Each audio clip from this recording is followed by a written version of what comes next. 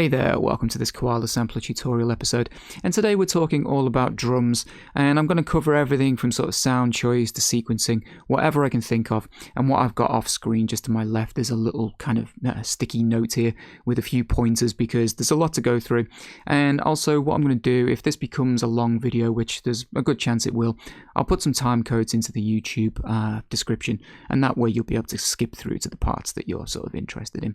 So let's get started. My first point that I've written down here is sound choice. Now, there's a couple of things about sound choice. The first one is just choosing good samples from the get-go.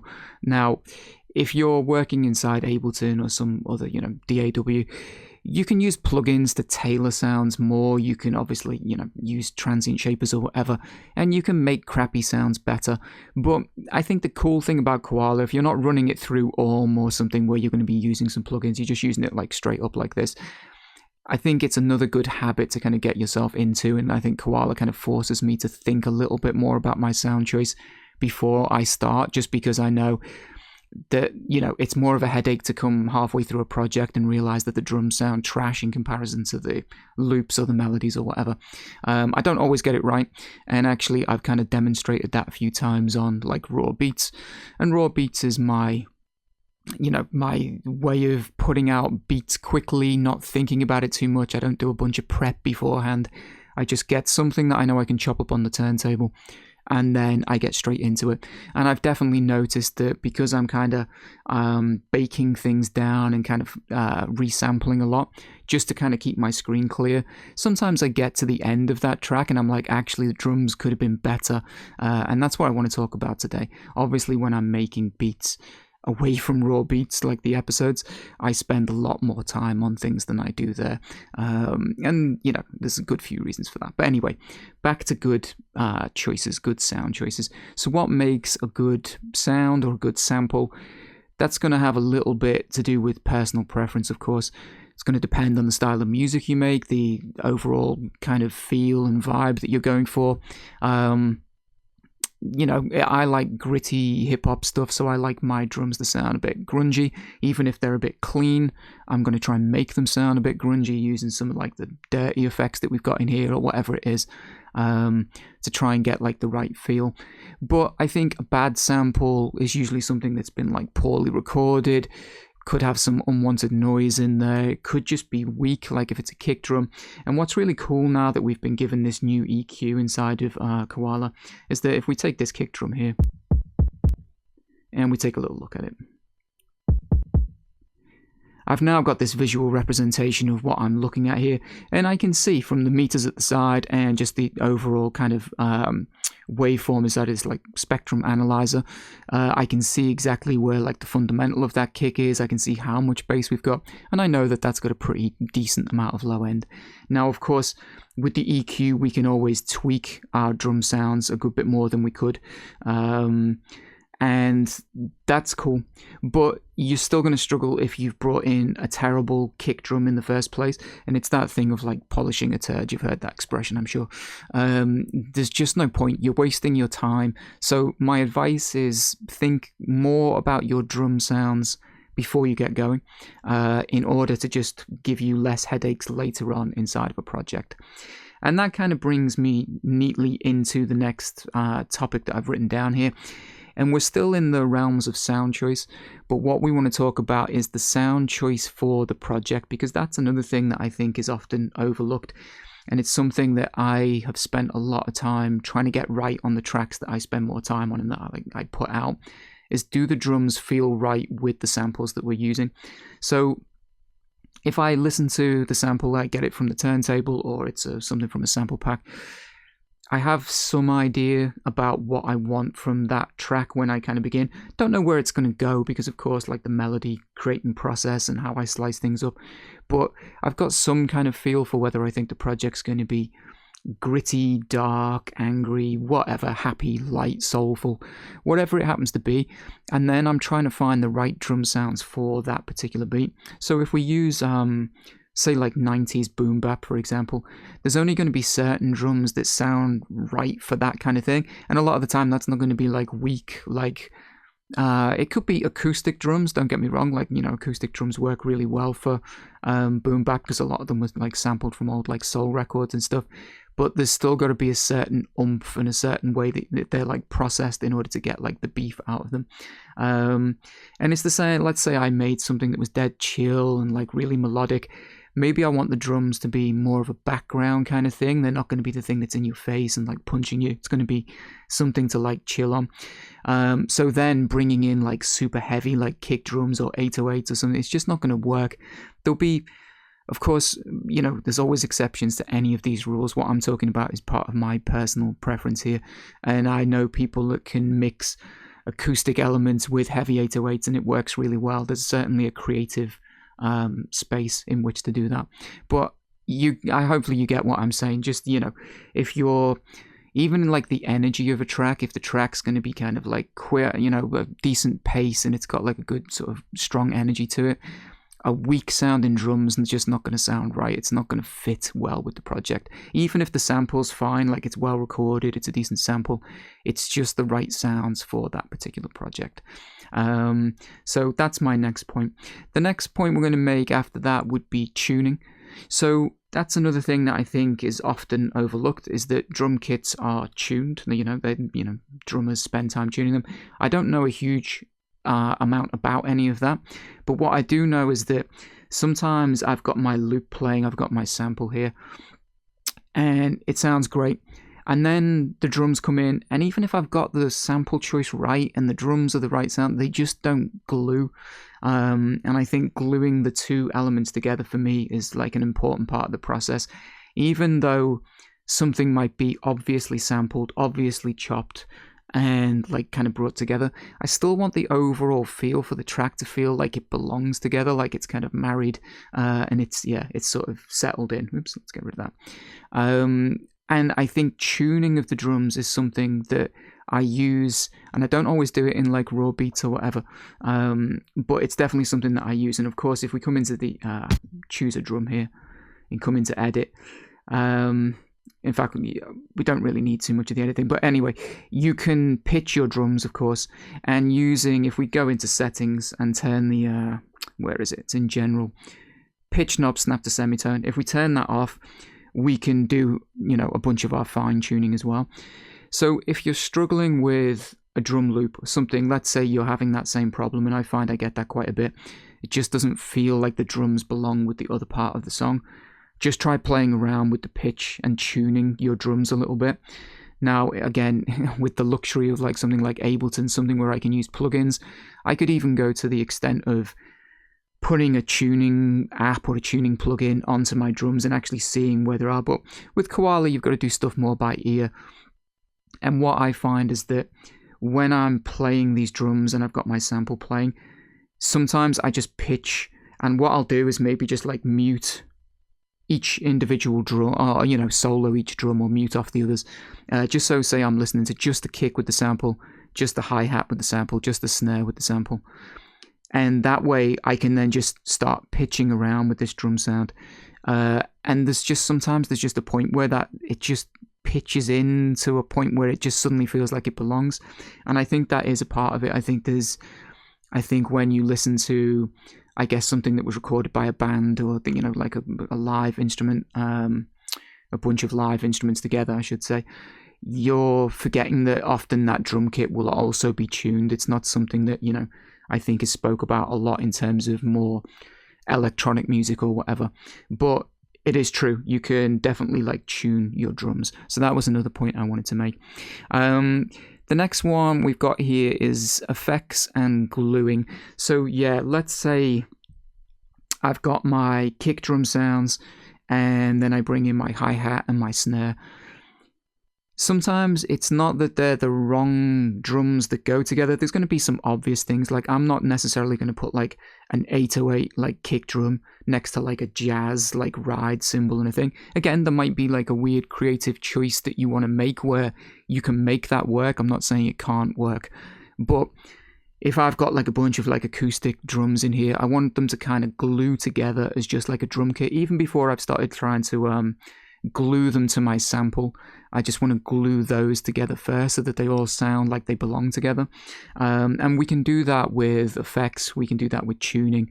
And yeah, I think that, again, it's maybe just a little bit overlooked, but let's say I've got a kick drum I really like and it's just got like a little bit of like crunch in it, and I bring in a snare that's like super clean. I want to then make that snare sound a little bit crunchy as well before we get like too far down the line, because if your kick drum's all muddy and crunchy and sounds great and then you've got this super clean snare, generally it kind of like throws me off a little bit, because I think when you do like a good mix of a track and everything feels right, even if it doesn't have to be tuned to perfection or any like stuff like that, you don't have to spend, your life getting these things mixed together, but there's something about a good mix where nothing really jumps out. Like you can hear everything, but nothing is suddenly just like screaming in your ear like a snare drum that just sounds out of place or whatever it is. So even if you've got the right samples and you're, happy with like a snare drum, just think about the relationship between each other drum. So yeah, like the kick drum's like nice and crusty and the snare's super clean. Do something with the snare to make that fit. I do that a lot actually with just general tweaks. And inside Koala, I could do it with the EQ, and the EQ is amazing, of course, but a lot of the time it's just a case of using the tone slider here and just running a little bit of like the high end off. I do it a lot on snares because sometimes I feel like snares are like so sharp in your ear that they're just like a little bit unpleasant sometimes. If you want them with a half decent volume and you want them kind of like heard, a lot of the time I'll just come in and tweak a little bit. But at the beginning it's the same thing, like hi-hats are the same. Anything that's got that like high end in, if the kick drum's all kind of like subdued, I want to get them the other way. And of course vice versa, if the kick drum needs a little bit of like high-end lifting to match the other drum samples that you've got, just you know what I'm saying, do it kind of that way. So that's effects and gluing. Layering, now I discussed layering in my tips and tricks video, I'm sure. Showed you, of course, how you can layer things. I'm just going to go over that again very, very quickly. And I've brought in these two drum samples so that we can play around with them a little bit. So the first one, have I muted this now? Let's play this one. Super low end. Bunch of high-end information in there. Now, why do you want to layer drums? Well, one, there's a creative aspect to it because you're going to create things that are completely unique. Layering sounds is a really fun way, even if it's not a drum sound, but you can just express yourself a little bit more and kind of experiment and play around with things. And sometimes you're just going to get like, you can beef up a sound that way. We could add more low end to a sample. We could add high end just by mixing the pads, mixing the two over. And a classic example, which, I'm hardly the first person to mention this, but let's say this is our low end. And then we've got this one that we like the high end of. By simply coming in and using the tone slider, we can use EQ now, of course, as well, but I could just use the tone slider here. Work out how much of that like high to mid range that I want, and then I can drag that over and then just mix the two drums together, and now we've got this hybrid drum that is using the low end of one drum and the high end from another. It's very basic stuff, but I just thought I'd touch upon this again about like sort of layering sounds and just get like creative with it. I think all of these things, I never really set out a project with a bunch of things in mind. Same with raw beats. I don't know what I'm going to do before I sort of start, and it's the experimentation that is the bit that makes you discover just new things. And sometimes it's new things that are crap and you never use them again, but sometimes you work out like a little bit of kind of musical gold. I think in Raw Beats 18, the one that I've just posted, I found a way I wanted to use a couple of the different effects, and there was this, I think, is it Talkbox effect? And I realized that when I was just mucking about with this, with like, I can't remember what the sample was now, something melodic, that actually it sounded really cool with the Talkbox in there. So I realized I could resample that to another pad. Happened completely by accident, and then all of a sudden I was like, that's a super cool idea. I'm going to work out how to record that and bake it in. And doing the same with your drum samples, just play around with it. If it's trash, get rid of it. If it's good, You might have just invented a new technique or you done whatever. So yeah, keep that in mind. Anyway, layering, that's kind of that. Kits. So kits I've kind of touched upon a little bit already. It's the idea of making drum kits that sound glued together. So, the right kits from the right sort of sample packs and things. If we go in here, let's take a look at this. You'll have to excuse my SD card because it's a little bit slow, so it takes a second to load these folders up sometimes. And this is a good example of that. Someone like AJ Hall does like really good things, and again, I'm not affiliated with him, don't know the guy or anything. He just does really nice drums, and he's got a few things in here that kind of prove my point, or make the point that I'm trying to get to here. So let's go into AJ Hall's. We've got these assorted one-shots, but what he's also provided is these matching one-shot kits, which is super cool, because obviously he's a live drummer, he records all the drums, and he's made kits that are all like from the same kit with the same sounds. And when you look at what he offers here, say something like a kick drum, and then, let's just take the kick drum for example. So when you listen to like an old school break or a live drummer or whatever it is, something that's been played by a real drummer, when the kicks come through, and it could be a 1-bar loop to a full song, those kicks change, they don't stay the same. So when you want to give extra life and kind of interest to your drums, using variations on drums is like really important. And with things like this AJ Hall one, he's kind of done it for us, because I've got a kick here, and then we've got this softer version, and you can hear there's a difference between the two of them. And what I do a lot of the time when I'm like sort of making drum kits and putting things together is I double up on my drums. So we just made this one here. Let's say that's going to be the kick drum that I want to go with for the loop, whatever I'm creating the sequence. I'm going to drag this one over and make a duplicate of it. And then there's a bunch of things that you could do. Again, your creative, choice comes into play here. But a lot of the time I could just take a little bit high end off this one.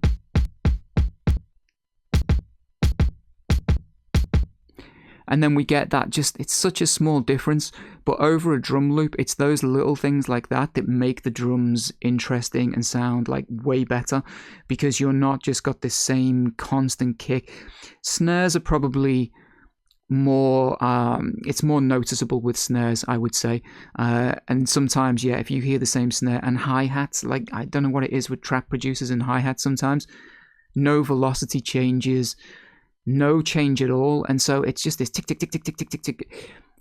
For me personally, it just drives me insane, because it's just too much for the ear. Even if they throw in some triplets and the pattern changes a little bit, there's no like fluctuation, and I think like velocity changes and things like that are really what make, I don't know, I'm sure there are plenty of trap producers who do. I'm not like slagging off like trap producers here, but it's something that kind of makes, when like you hear like really good trap that's well produced and somebody's put all these like little details in, it just makes something crappy sound like amazing.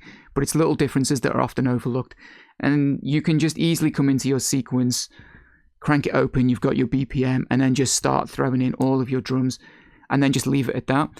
But to put in these small little details, these small changes, is what makes, I don't know, it just makes the world a difference to me personally. Again, I'm talking from personal experience, my taste, my thing. You might completely disagree, and that's absolutely fine. But just bear those kind of things in mind. So I do that with a lot of the sounds. I'll do the same with like my hi-hats, same with my snare drums. And of course, you could play around with like 2 different styles of snare drums inside of one break. But if I'm looking for small, subtle details and changes, that's a really simple way of doing it. Is just make duplicates of each drum sound and then just tweak them slightly. And that could be tweaked even maybe in terms of tuning, pitch, whatever it is. Play around with it, and I think you'll get, I don't know, just more creative and more kind of luscious sounding drums.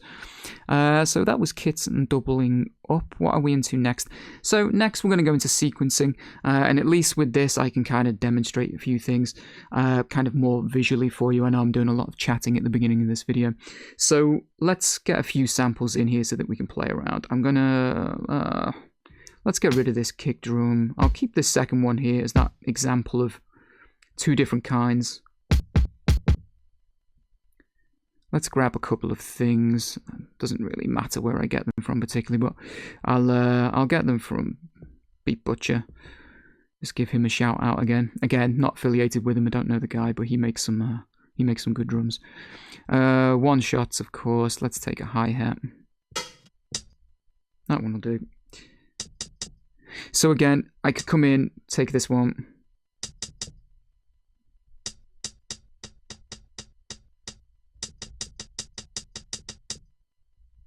Play around with it, something like that. Could try pitching one. Let me put my snap to semitone back on.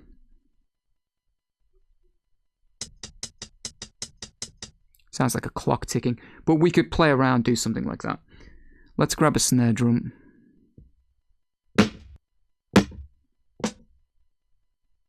Take that one.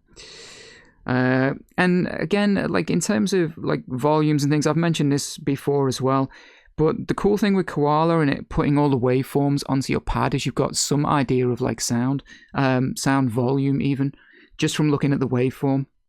So I can see that my kick drums are pretty strong here. That's quite a quiet snare. And when I look in my window here, of course, I can see the same thing. So for me, I would probably come in and normalize this just to get a little bit more volume out of that before I start leveling things out. Hi-hats, for my taste, maybe just a little too loud. Depends. I have to sequence it, which is what we're going to do next. So yeah, getting into sequencing. Now, of course, you're going to set your tempo for your project, so whatever you're working on, EDM, hip-hop, whatever it's going to be. In this case, I'm going to set it down to, I don't know, into the 70s, because I like my beats slow. So let's do 72. Doesn't really matter. Then we can open up a sequence, and we've got a few drum sounds to play with. Actually, let's just make life easy by putting that one. Oops. Let's put that one over here. Put that one in the bin. Just so that they're kind of in a line. So, yeah, sequencing. Very basic stuff. I talked about it in my sequencing episode in terms of we can draw our notes in and put things together. But there are a few things in terms of this that I want to talk about. So, of course, let's start by putting a very basic pattern in. So these are our sounds we can audition down the left. Start with the two kicks. Let's put one in here. I'm going to make these down to just like little 1/16 notes. Super basic just to get us started. Hi-hat here, snare there. So let's put the snares in the usual typical places. Very standard like 4/4 pattern. Let's put another kick drum there, for example, doesn't matter. And yeah, let's put some hi-hats in. So I'm going to start by putting these on like every other note, and we'll leave it at that. Just play that.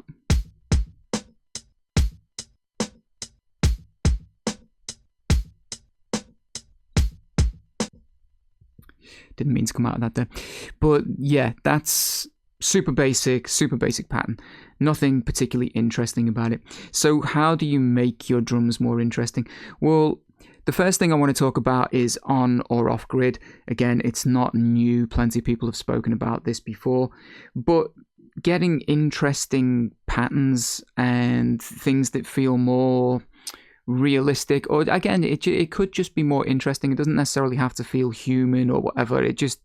I think having things off the grid just generally sounds better to me personally. Like this is just so static, so basic, nothing really happening, nothing that gives any life to the drum loop or breathes any kind of just so it breathes life into it. So we want to make sure our snapping mode is set to free, which it is currently. You've seen me do this in plenty of the Raw Beats episodes if you watch those, and it's just dragging the hi-hats and things like off the grid a little bit. And how much of that you want to do is up to you. What I tend to do is like listen through and then start shifting things a little bit.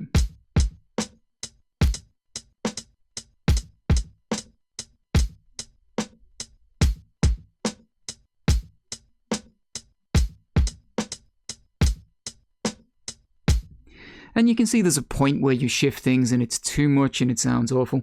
So little subtle changes are the things that I go for. I never really do anything like, hugely like off the grid. Same with like your snares.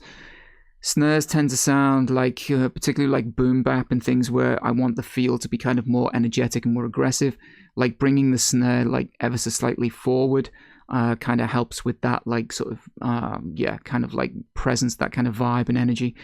Of course, pulling your snares back the way gives a much more sort of lazy feel. The thing you have to be conscious of is that where your drums meet on this sequence, so where our hi-hats are playing at the same time as our snare drum here, you want to just listen carefully to whether they kind of clash as it hits this point, because sometimes when you start to layer the samples like that, that's what you're going to get. You're going to get like a clash of drums, and a lot of the time that can be fixed by just making sure that however you've kind of pulled this off the grid, even if I just wanted to move like say this guy over a little bit and this one, however, just so that it's not particularly clashing with the start point of my snare. And sometimes they can be lined up exactly the same together and it will sound right, but you just pay attention to that, because there's definitely times that can like trip you up. So starting to move things off the grid is really important for me personally. Same with, my kick drums. I want to try and keep something locked within each sequence. So whether, obviously you're going to generally keep your starting kick drum at the very beginning of that sequence and have it going along. But once we got off there, whether like, see the way I moved both snares the same amount, I'm trying to keep some things locked so that there is a general kind of like groove coming along. Everything else in between we can like shift around. But there's not too many chances where I would take, say, like this first snare and move that before the grid and then this one after. I'm not saying I would never do that, but it's more likely I'm going to keep these with kind of some similar timing. Whether, we have this snare kick sort of slightly off in terms of like the timing overall, let's just play that.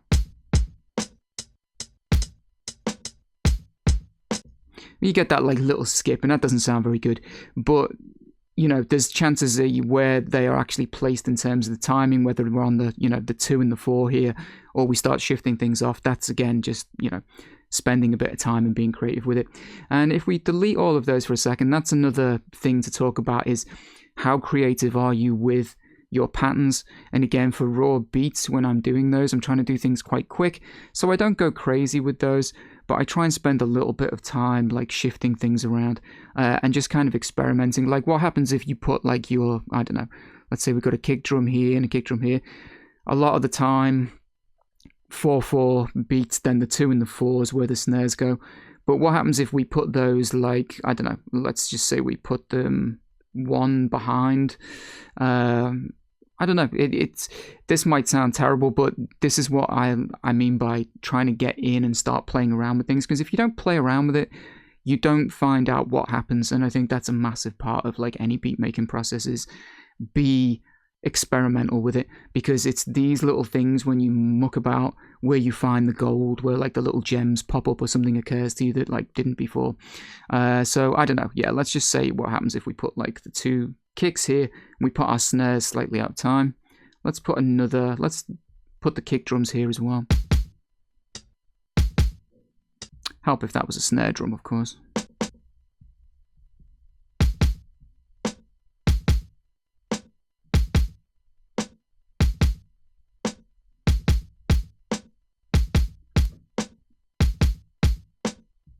So you get a whole like different groove. Now it doesn't kind of start in the same sort of 4/4, where, I mean, it is 4/4 obviously still, but it's got an interesting rhythm. But actually by the time it loops back around again, it sounds right, and that could carry on through the whole beat. But our snares are like way far from like the typical kind of places where you would put them. So that's what I mean by get experimental, start shifting things off the grid, playing around with stuff like that. So that was like my first topic that I've got here for sequencing. The second thing I've got written down here is velocity. And again, I've done this in raw beats. I've probably spoken about it in other episodes as well. But with things like our hi-hats, where are they? Let's just take a bunch of those. And it doesn't just apply to hi-hats, it applies to everything. I'll do the same in here. We have this velocity button, and we can then change the velocity. So as this kick drum plays this like double kick at the beginning here, one is louder and one drops down. And if you're trying to get more life into your drums, you want more detail, more little, whatever you want to call it, that's another good way of doing it. Like having all your hi-hats just ticking along at this same whatever percentage that puts them in at. It's probably 80 something, I think. It's not full because you can go up a little bit. But, you know, have a pattern of some kind, whether it's like fading in or out, whatever it is. Same with like, you know, we could put in other hi-hats. Oops, let's go back into this brush mode. On like every other note here in between, and then just see what happens then.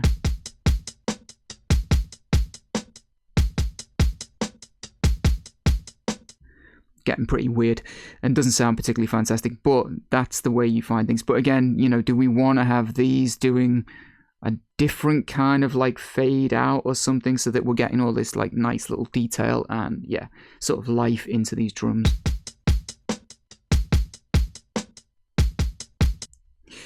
So yeah, don't sleep on velocity. Velocity, I think, is like really important. And again, that applies to things beyond drums.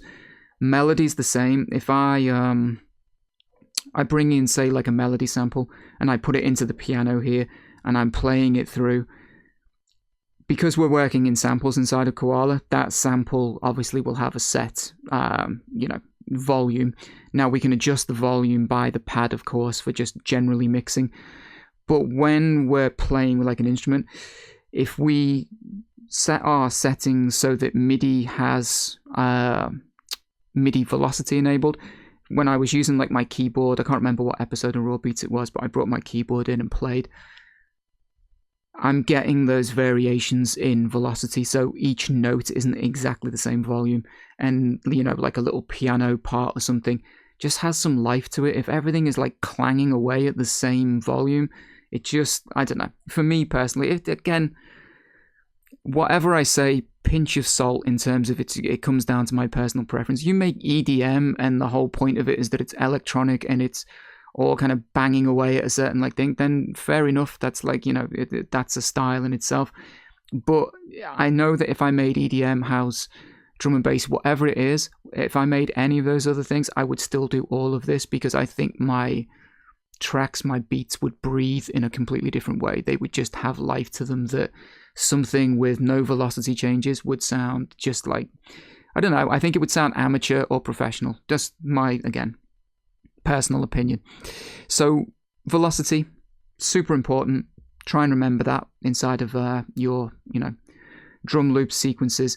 Another quick tip, just thinking of velocity, not really related to beats, but say you've split all your slices on, you know, you've got a melodic loop, a soul sample, whatever, and you've split it up.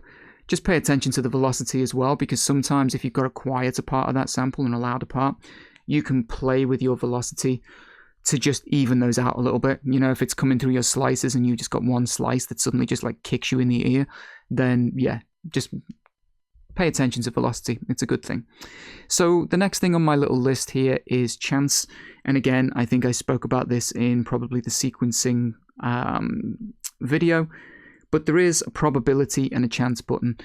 And what that does is as a loop comes all the way around, it means that, what can we use as an example? Let's take the snares. So let's put another snare in here. I think this is similar to what I did in the other video, but I'll do it again. Let's set the chance of this snare triggering to, I don't know, let's make it like 70 something percent. Let's just play this through and see how many times this second kind of snare kicks in here.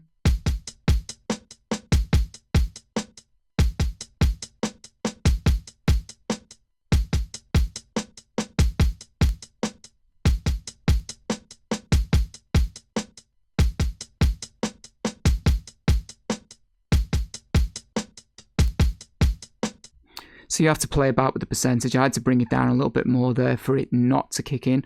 And of course, that's what it's doing. This percentage chance is how often this, whatever note is you got selected, whether it's a drum or something melodic, it's how often that is going to play as this loop comes around.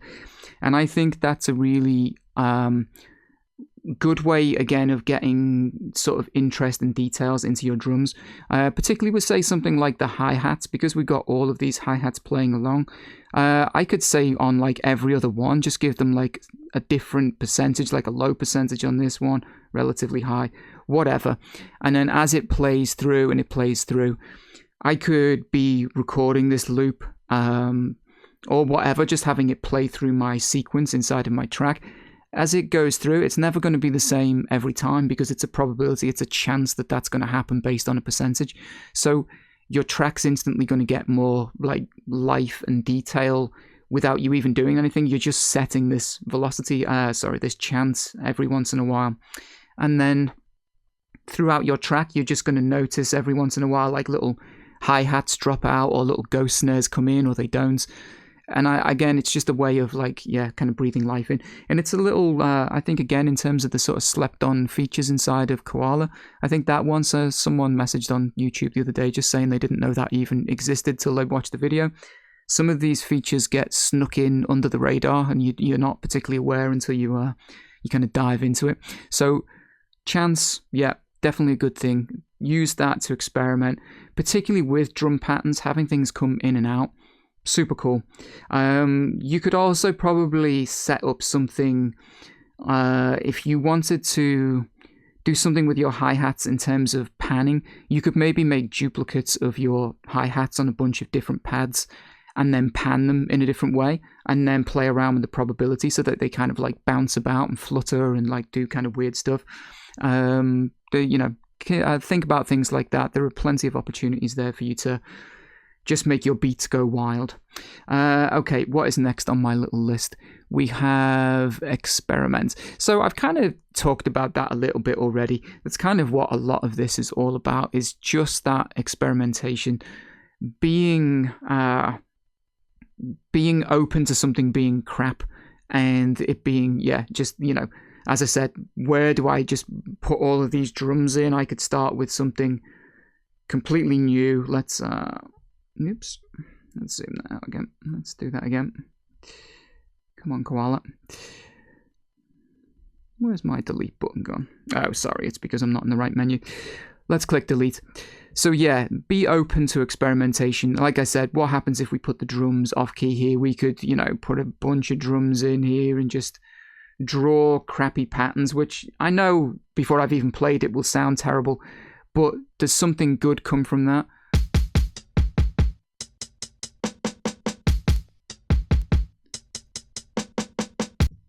Sounds, pretty crap. But is there a way to make that like more fun? Could we use velocity to, play around and, I don't know. I am just spitballing this, by the way. I've got no idea what I'm doing. I'm just trying to prove a point in some kind of way. But let's just play around with that a little bit more. But could we use that? Could we use the probability to say certain few things want to kick in or they don't?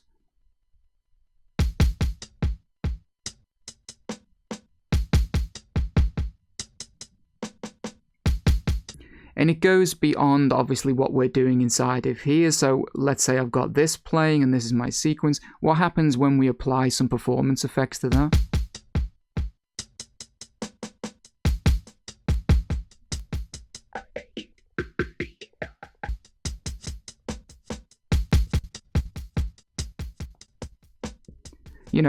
I'm not going to come up with anything particularly fantastic at that point, but you get the point I'm trying to make. I want to just push the fact that you should be experimenting in order to find the little things that do work, because we all know the set formula for looping things up and making a loop and setting your tempo, and hip hop has that kind of, boom, boom, click, whatever the pattern is.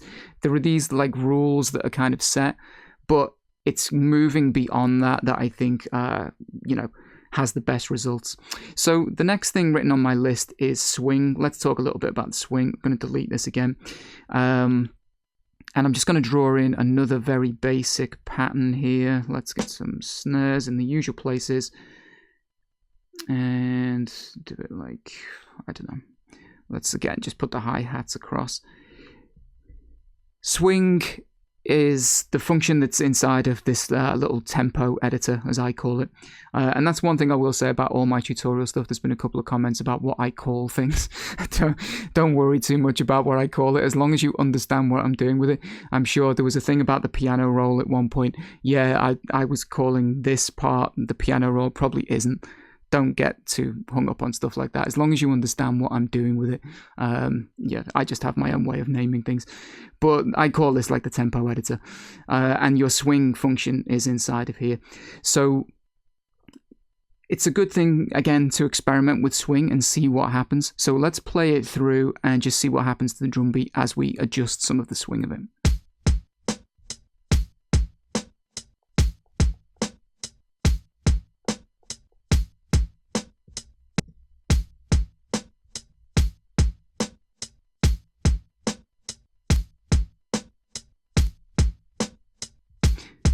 And to be fair, with the pattern set like that, it's not doing a huge amount to it. So let's add some more drums in here.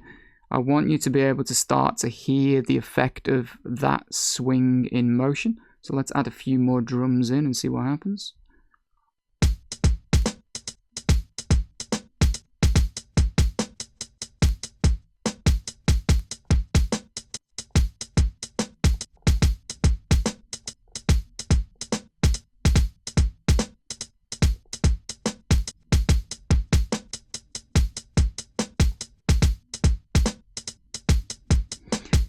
And you can hear there, as we played around with the swing, how much of a difference that made. Now, as I said, depends on where some of the drums are laid out as to what that effect's going to be. And again, we're not limited to what happens here. If we change our sort of spacing and take things off the grid, that swing will still apply, but it may affect it in a completely different way. And whether that's creatively something that sounds good or it sounds terrible, here's one way to find out.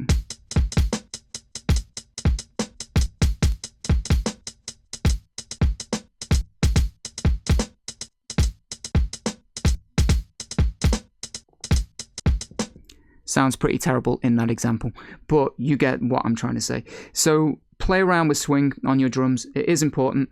Particularly if you like that sort of MPC style, because essentially that's what it's doing. It's kind of emulating the MPC swing, which is one of the famous things about the MPC was its ability to kind of swing drums and give you that kind of like Dilla feel. So yeah, definitely play around with the swing. What else have we got? Bigger loops. So yeah, bigger loops in general. You're creating a track. Now again, I keep going back to raw beats, but it's the thing that I post the most. When I do things for raw beats, I try and work in like a small window. And what I mean by that is that I know that I'm creating a video for you guys, so I want you to be able to follow what I'm doing. So I resample a lot so that I'm not like flicking through like all of my banks and just moving around in a way that isn't easy to follow. That's half of the reason I work in that way for those videos. And what I also do is I don't really tend to go too far in terms of I'm not making 18 different drum sequences that are all slightly different and playing around, just because I think it would be too difficult to follow or annoying to follow, if nothing else. So when when I'm making a beat that I'm going to put out, it's something completely different to the sort of raw beats process. It's a lot more time spent, certainly on like things like the melodies and stuff like that. Don't get me wrong, there's some things that have come from raw beats that I'm like, actually that's a keeper, I would use that. But there's plenty of it where I'm like, yeah, I'm not super happy with that. It's just, that's what raw beats is for.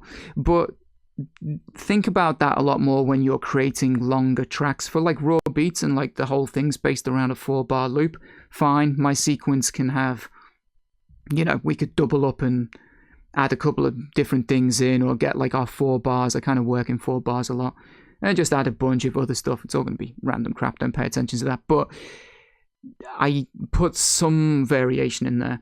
But if you're making a beat that's going to be a few minutes long and it's going to be like a full finished thing, spend some time on your drums in terms of the patterns. And it doesn't have to be something that is overly complicated. It doesn't have to be wild.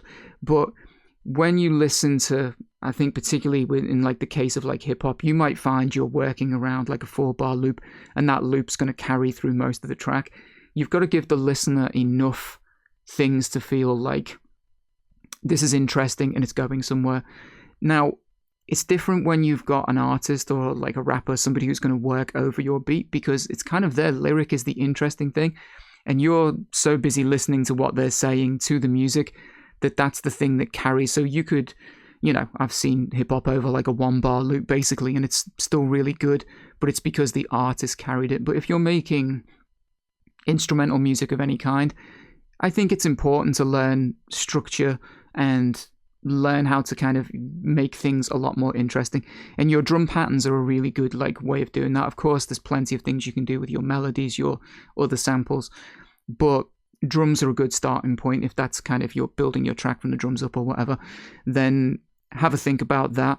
And the last note that's on my list here, I'm going to actually incorporate into this section now, because the note that I've made for myself is less is more. And that is absolutely true. Like, there's sometimes in the beat where just take the beat away for a second and then bring it back in. That is like super like powerful sometimes. It has like a really good impact. If you you've got like a rhythm going and you just kind of pull it out for a second, even if it's just, I don't know, a couple of hats and a snare at a certain point, if it's the right point. And you notice like a lot of producers will do that if they've got like a, say like a rapper over the top, like an artist.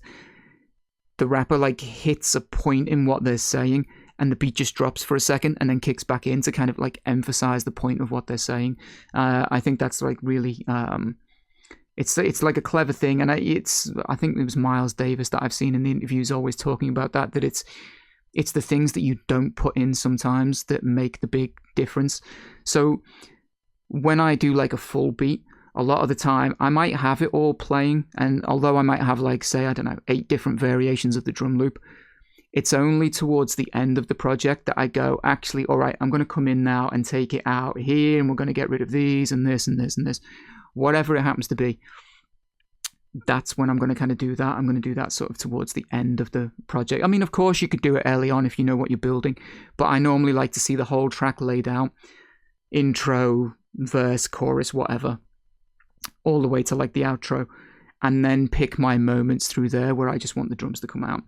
And I think one last thing before I sort of sign off in terms of the less is more is, even in the sort of very beginning part, let's go back in, do something here for a second, even in the very early stages of like, say, like a 1-bar loop, you don't, as much as I always kind of come in and say, all right, well, I'm going to have a kick and the snares in the usual places.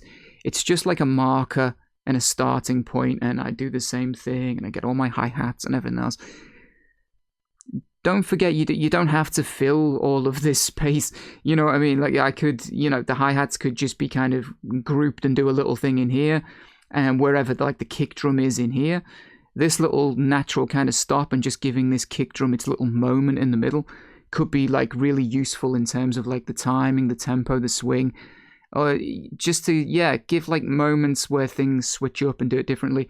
And maybe your first loop has all of the like hi-hats and your second one has this little moment where it stops. I work in like 3s quite a lot, if that makes any sense. We do it particularly with sampling. So like if I've got like a loop thing going, I love hip hop for the choppy sound. I love hip hop for its loops and the fact that whatever that weird tribal instinct is that's kind of built into us, we do find something particularly pleasing about a repetitive loop, repetitive drums. And so when I do the loops, you'll have seen me do it in quite a few videos. I make my like melody loop like kind of like 3 bars, and then the 4th bar it switches and it does something else, and then back to the 3 bars. Aside from the fact that it gives you like a little bit of a break, there's just something I kind of like about the timing of it. And if I'm working in like 4-bar loops, or even if it was like 8 or whatever, I do the same thing with my drums. I'll maybe have all of this programmed in a certain way, and then the final little sort of part of a bar or whatever it is that we're going to kind of end things on, that's going to switch up and something different's going to happen. And it's cool if you can kind of like program in maybe like a little bit where it goes into like a little drum roll, or you just cut away the drums altogether. Same when you're going between, I don't know, say your chorus to your verse. You want the drums maybe to just stop for that like little tiny moment before the chorus kicks in, so you just get this little breather, and then it just gives more impact. The things that you take away give impact to other like elements in your track. So anyway, this has probably been quite a long video, a lot of chatting from me. Might not be to everyone's taste, but I really wanted to deep dive just into drums, talk a lot about like the tips and the things that I can, I do in my own personal sort of workflow. And yeah, I'll maybe do the same for sampling. I think next I want to try and talk a little bit more about how I chop a sample, how I look for a sample, the ways that I go about kind of like jigsawing it back together and things like that.